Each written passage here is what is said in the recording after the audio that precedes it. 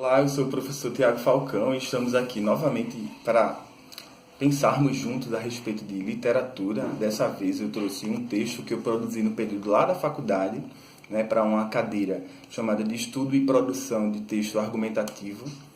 Nesse período a gente estava estudando a respeito do crítico literário Antônio Cândido, extremamente conhecido no Brasil, inclusive fora dele, um crítico muito competente naquilo que faz. E claro que a obra Literatura e Sociedade, ela traz em si uma avaliação dos aspectos filosóficos, históricos, econômicos, todas essas relações de gênero, todas essas relações de poder que existem na sociedade e qual a relação de todas essas questões com a obra literária.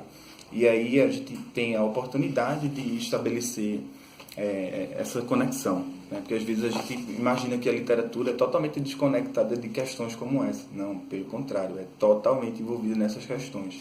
E aí a gente vai, através do meu texto, descobrir um pouco como foi essa formação da literatura, dessa nossa literatura, e quando foi que ela começou a ganhar consistência. Será que ela sempre foi consistente desde o começo em que foi produzida? Não sei. Vamos viajar juntos agora, através do texto, como são forjadas as letras nas páginas sociais. Capa, folhas e letras são os elementos físicos que compõem o livro, mas seria ingenuidade imaginar que ele seja composto apenas por isso. Para produzi-lo é necessário um ser que pense que está mergulhado no mundo. Nasce então alma nas palavras. As letras ficam cheias de mundos e de vozes. O livro não escreve a si mesmo, logo é necessário alguém que o produza. Nasce o escritor. Não existe homem que não trave relação com os outros. Esse homem participa de toda a dinâmica social, não podendo fugir dela. Para o livro, convergem forças do contexto social, da realidade histórica, da política e das relações de poder.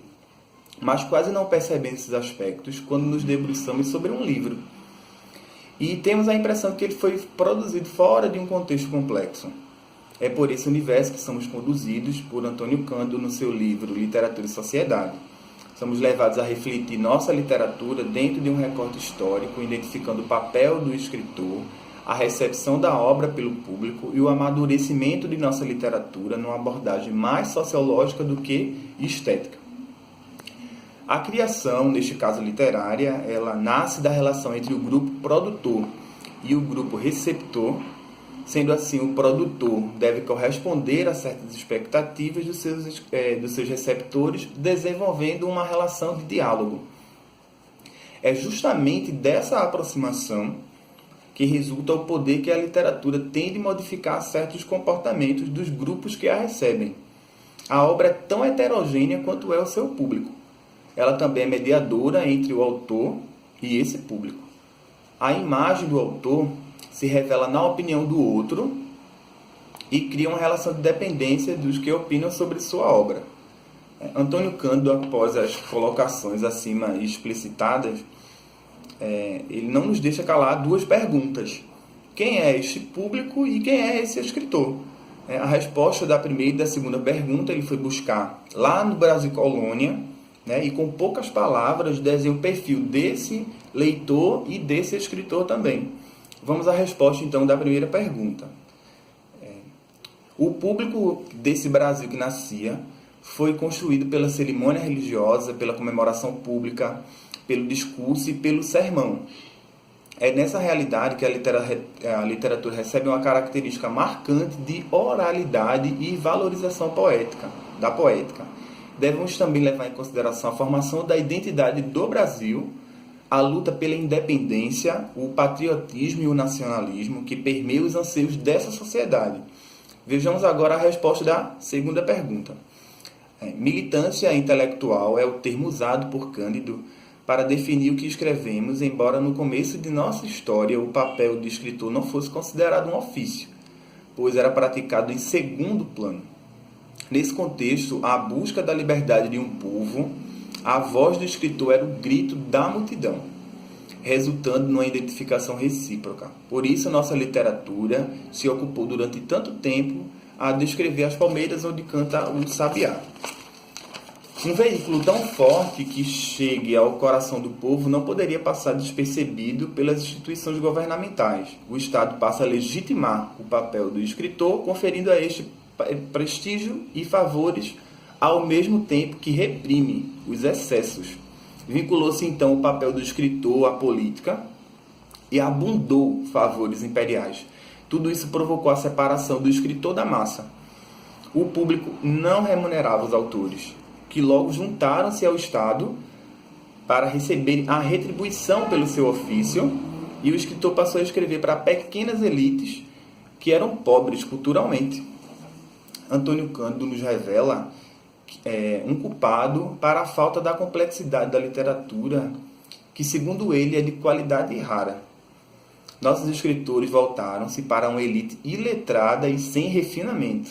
Até o modernismo não encontrou-se autor difícil, porque buscava-se apenas rebuscamento verbal. Era a sede que tinha os primeiros leitores forjados nas igrejas e nos sermões. Não havia público de qualidade que exigisse dos escritores uma literatura com densidade. Nossas letras continuaram a produzir, a reproduzir, na verdade, a realidade, valorizando o conformismo e a padronização do comportamento. Os autores continuaram a exercer outras atividades, deixando o ofício de escrever como uma segunda prática. É possível observar uma posição mais otimista no texto a partir do século XX, porque houve o desenvolvimento de uma indústria editorial, o desenvolvimento do público, o inconformismo de alguns autores com a realidade e a possibilidade de uma remuneração específica, o que elevou a qualidade das obras. Os consumidores de livros passaram a ser mais exigentes e os escritores buscaram ocupar um papel diferenciado na sociedade. Porém, persiste a valorização da oralidade e da melodia verbal, tentando agradar os resquícios dos primeiros públicos. Dessa maneira, nos foi mostrada a interdependência entre público, escritor, obra e sociedade. Estes são os elementos que não podem ser desvinculados. As últimas afirmações colocam o público no centro da discussão e tiram a soberania do escritor, que se coloca acima dos seus leitores e desvinculado da sociedade. Nós, leitores, somos tão responsáveis pela evolução de nossa literatura quanto são nossos escritores. Toda produção literária é espelho da sociedade e explicita nossos costumes e nossa cultura. Chegamos à conclusão que somos um país em construção, assim como somos leitores e escritores em construção. Então a gente viu que a densidade dessa literatura só evoluiu quando os escritores e também o seu público evoluíram com ele. Nem sempre foi tão fácil esse papel ocupado, esse avanço dessa literatura no nosso país, e eu acredito que nos outros países também. Talvez a gente traga essa discussão em um outro momento, mas nesse momento é para a gente refletir a respeito dessa evolução. Então, nem sempre foi tão bom o que foi produzido no Brasil, mas a gente foi gradativamente ganhando densidade quando a gente se desvencilhou de certos aspectos que foram tratados aqui no texto. Espero que tenham gostado. A gente se encontra na próxima vez.